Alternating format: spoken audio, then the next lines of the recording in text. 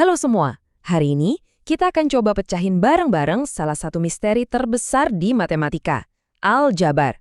Siap buat ngertiin kenapa ada huruf di antara angka-angka? Yuk kita mulai.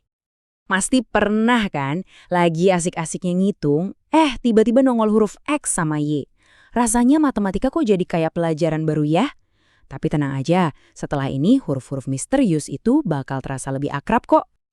Oke, sebelum kita terjun ke rumus-rumusnya, ada baiknya kita mundur sedikit.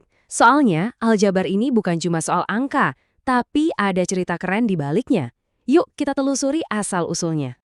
Kenalin, ini dia sang maestro, Al-Khawarizmi.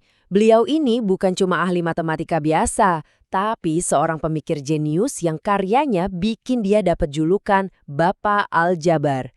Jadi, tiap kali kamu lihat X di soal, ingat ya, kita lagi pakai penemuan dari seorang tokoh hebat. Nah, ini bagian yang paling saya suka. Kata aljabar itu sendiri asalnya dari bahasa Arab, aljabar, yang artinya restorasi atau melengkapi. Jadi ini bukan sekedar nama, tapi sebuah konsep. Aljabar itu ibarat seni menemukan kepingan yang hilang, biar sebuah teka-teki jadi utuh lagi. Keren kan? Oke, sekarang waktunya kita jadi ahli bedah. Kita bakal preteli satu persatu bagian dari bentuk aljabar buat kenalan sama anatominya. Anggap aja ini lagi belajar kosakata dasar sebelum kita lancar berbicara dalam bahasa matematika. Kita ambil contoh yang paling umum ya, 2x plus 5.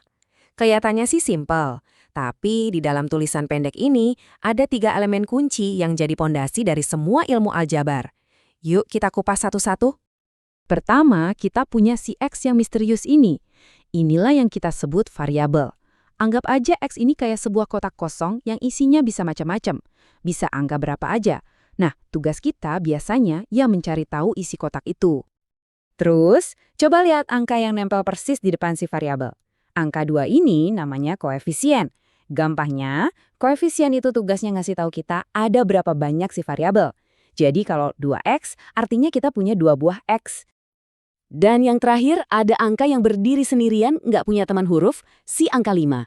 Nah, ini namanya konstanta. Kenapa? Soalnya nilainya konstan, alias tetap. Angka 5 ya akan selalu jadi 5, nggak akan berubah. Dia ini ibarat jangkar kepastian di dalam persamaan. Nah, kita kan udah kenalan sama bagian-bagiannya. Sekarang saatnya beraksi. Disinilah serunya aljabar. Kita bisa mengubah sesuatu yang kelihatan ribet jadi jauh lebih simpel dan rapi. Dan ini dia aturan emasnya. Cuma satu ini aja yang perlu diingat, kita cuma bisa menjumlahkan atau mengurangi suku-suku yang sejenis. Maksudnya apa? Variabelnya harus sama persis. Gampangnya gini deh, apel ya ditambahnya sama apel, jeruk sama jeruk. Kamu nggak bisa kan gabungin 2 apel plus 3 jeruk jadi 5 apel jeruk? Nah, di aljabar juga gitu. Waktunya latihan. Lihat deh bentuk aljabar ini. Kelihatannya berantakan kan? Ada A, ada B, ada C, campur aduk. Tapi dengan aturan emas tadi, kita bisa merapikan kamar yang berantakan ini jadi jauh lebih enak dilihat. Prosesnya gampang banget, cuma 3 langkah. Pertama, kita kumpulin yang sejenis. Yang punya A deketin sama yang punya A. Yang B deketin sama yang B. Kedua, tinggal kita hitung deh angkanya. 5 ditambah 6 jadi 11A. Terus minus 2 ditambah 4 jadi 2B. Terakhir, tinggal kita tulis hasil akhirnya. Jadi kan jauh lebih simpel. Nah, lihat. Dari yang tadinya kelihatan acak-acakan, sekarang jadi bentuk yang rapi dan sederhana. Ini bukti kalau aljabar itu sebenarnya bukan soal bikin pusing, tapi justru soal menyederhanakan masalah. Kamu udah bisa loh menaklukkan dasarnya. Oke, kita udah tahu apa itu aljabar dan gimana cara kerjanya. Tapi sekarang pertanyaan paling penting. Kenapa? Buat apa sih kita repot-repot belajar ginian? Jawabannya, karena aljabar itu ada di mana-mana.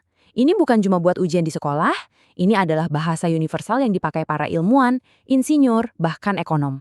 Mulai dari resep di laboratorium kimia, memprediksi pertumbuhan populasi di biologi, sampai menganalisis pasar saham, semuanya butuh aljabar.